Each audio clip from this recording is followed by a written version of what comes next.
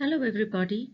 In this episode of Unravelling Autism, I'll be looking at autism and speech, and by that I mean the language impairments that we find in children with autism. Autism is also known as ASD, which stands for Autism Spectrum Disorder, and this means that autism exists on a spectrum. Children who are on the spectrum could be severely autistic, have a mild or moderate form of autism, or they could even be high functioning. The language that they expressed is tied to the degree of their impairment. Some children may speak fluently, have a wide vocabulary, and even a great knowledge of many specific subjects. These are children who are called high functioning. Then we may have children who have a mild or moderate form of autism. They are able to speak, but their speech is limited, and they may, for instance, only use their speech to express their needs and wants. Then we have those children who are nonverbal. These children do not speak at all and will need some form of augmentative communication in order to assist them to communicate with others. We have to remember that when it comes to the language of autistic children, it is not so much in the quantity of their speech that differs from neurotypicals, but it is in the quality of their speech. The difference is in the way they use language, and we will look at some of these differences. Autistic children may not know what to say, or how to say it, or when to say it, or a combination of all of these factors. Normally, we would change language according to who we are speaking to or the circumstances. For example, if we are talking to a stranger that we are getting to know for the first time, we may need to give more background information. An autistic child may not appreciate that he needs to vary what he is going to say depending on who he is speaking to. Also, depending on where we are, we may vary our speech and action. So, for instance, in a playground, we may be louder and more boisterous, whereas in a house, we would be more quiet. Autistic children will sometimes or will often not distinguish between these situations and may not know that a quiet voice is called for in a house, whereas a loud voice is called for on the playground. They may struggle to stay on topic or to follow on with a specific topic of the conversation. For instance, if you are speaking about dogs, they may want to speak about cars, or if you are speaking about soccer, they may want to speak about rugby. They would also try to insert their special interest topic into the conversation, and sometimes without considering whether or not the other person may want to talk about this. They also may struggle to take turns in conversation. For instance, they could talk over you or they could interrupt. This could also be related to anxiety that they experience while they are communicating. They could use intonations or a tone that is different to what you would expect. For example, an upbeat tone when talking about a sad topic or the reverse. Their language could be quite repetitive or rigid. This would involve repeating phrases or scripts that they've learned and heard, and using these phrases maybe too often in the conversation. For example, saying, "Wow, that's awesome," in response to too many of the comments in the conversation. And this would perhaps sound odd or different. They, as I've mentioned, also speak about off-the-topic subjects or special interest topics, and this could also be related to anxiety that they experience when in conversation. They could also dominate conversation with a specific topic, and the conversation may then turn into a monologue rather than a true exchange of information. They sometimes repeat the same topic of conversation in many different conversations without considering whether perhaps the topic has been exhausted with that particular person. They could talk about sensitive topics that feel inappropriate. An example would be talking about serious crime in the middle of a casual conversation. They may not understand things like jokes, sarcasm, idioms, any kind of symbolic speech. They have difficulties understanding abstract language and symbolic speech. They often ask questions in a conversation when they should be making statements.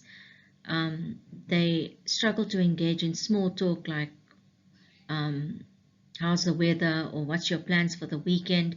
The failure to engage in small talk is a difficulty for them because, as we can appreciate, small talk smooths a lot of the path in normal conversation. They have difficulty understanding facial expressions, gestures, and struggle to make eye contact. This is also known as a theory of mind, where they are not able to interpret the responses and the feelings of the person they are talking to. And this, of course, creates its own set of problems in conversation. Let's look at some of the consequences of the speech impairment. The consequences may vary according to where the child is on the spectrum. Some children may not speak at all, others may have limited speech, others may speak well but have difficulties in conversation. All of this, of course, has a fundamental impact on the child's social life and his quality of life. Speech is how we as humans survive. It's how we express ourselves, our needs, our opinions, our feelings. And a child who is unable to access this means of expressing himself or herself will obviously be impacted in his quality of life. The inability to communicate can also lead to anxiety, to frustration, and sometimes even aggression when the child is not able to have his needs met. So wherever a child is on the spectrum, and wherever he is in terms of his language, he will need a lot of support, a lot of time, attention, and also therapy. Children with autism may need speech therapy. The speech therapist is a trained professional and will do a complete evaluation of your child, plan an appropriate program to treat the impairment. Speech therapists normally work with autistic children to try and overcome the pragmatic differences and delays. A child who is nonverbal will need to be taught an augmentative form of communication, for example, sign language or the use of visual cards to communicate. PECS is one such system. Nowadays, there are also electronic devices that can help to generate speech for the child. If you have a child who is nonverbal, it is recommended that you contact a Center for Augmentative Communication Training and Distribution in your area. Let's look at some more of the methods and therapies that are available to address speech impairments. ABA therapy is one such form of assistance. I have covered ABA therapy in a separate video which you can look at. ABA therapy will include something called discrete trial training and a structured program to help your child to achieve functional language goals. ABA is an intensive kind of therapy which will tend to stimulate communication where your child is capable of developing speech. Children who begin ABA in their preschool years tend to respond better over time to treatment. Then there is also floor time therapy, and I have looked at this in a separate video. Floor time therapy will help a child to play, to interact socially, and this may facilitate eye contact, attention, and communication.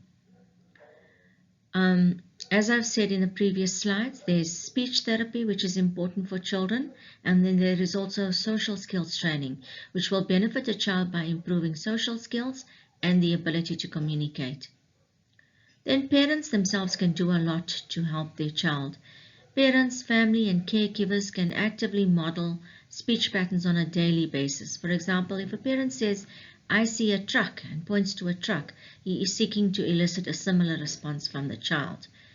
Parents, family, and caregivers, and as the people who spend most time with the child, should at all times seek to interact with and converse with their child at a level that is suitable for the child's stage of development.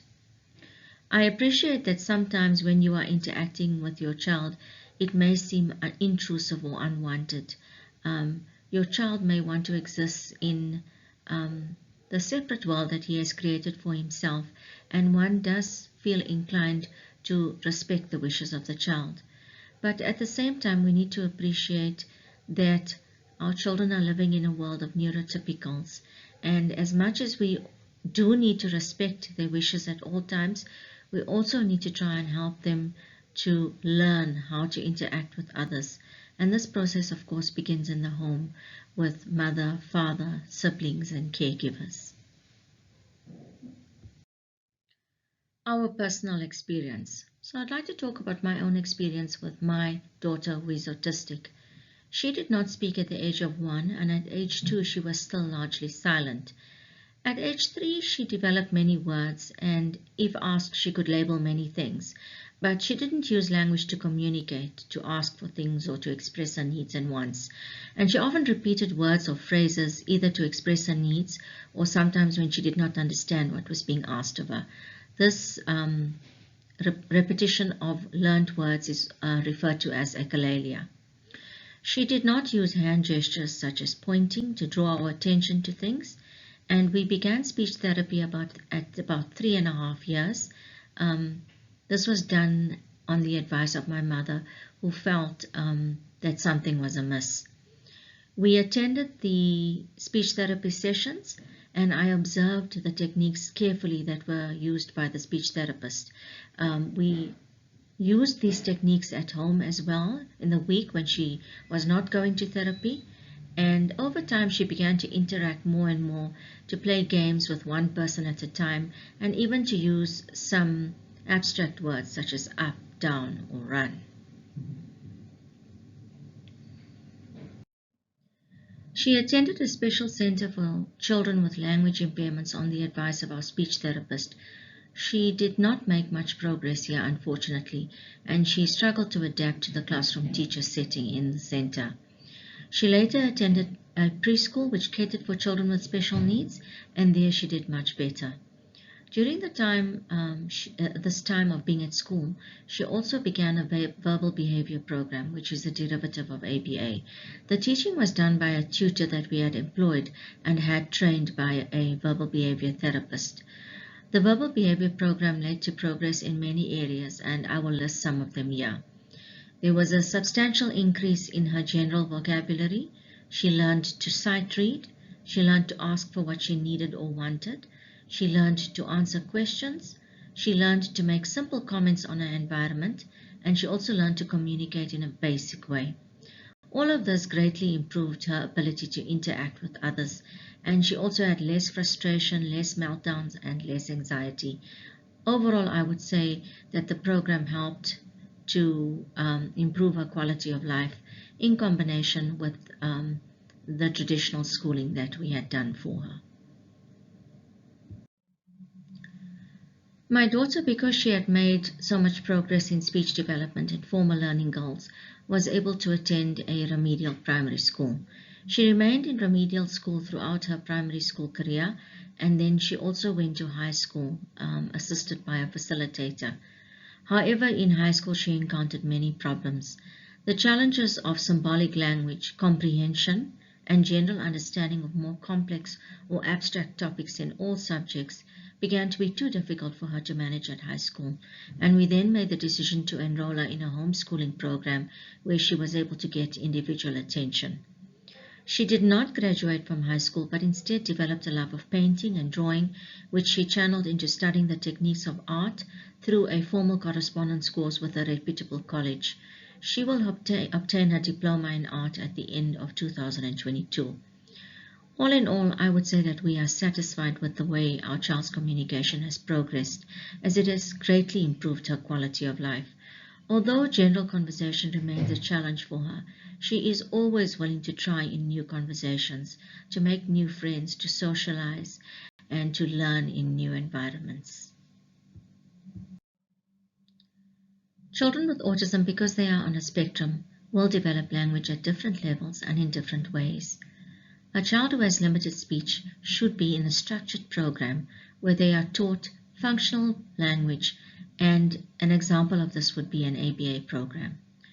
Speech therapy is helpful to address speech deficits at various levels for children who are in different places on the spectrum. However, children who are nonverbal must be taught to use an alternative form of communication such as PECS, sign language, or the use of an electronic communication board. This is important to improve their quality of life and to give them access to a means to express themselves. Children can learn to communicate, but there will be a difference in their quality of speech, as communication is a complex process. It is unlikely that they will communicate in the way that neurotypicals do. They may continue to communicate around their special interests and will not easily interpret gestures and facial expressions. They also do not easily learn to read the thoughts and feelings of others, and the pragmatic constraints of conversation, though helped by therapy, will not be eliminated in my opinion. Thank you for listening. My next video will be talking about the issue of autism as it relates to behavior.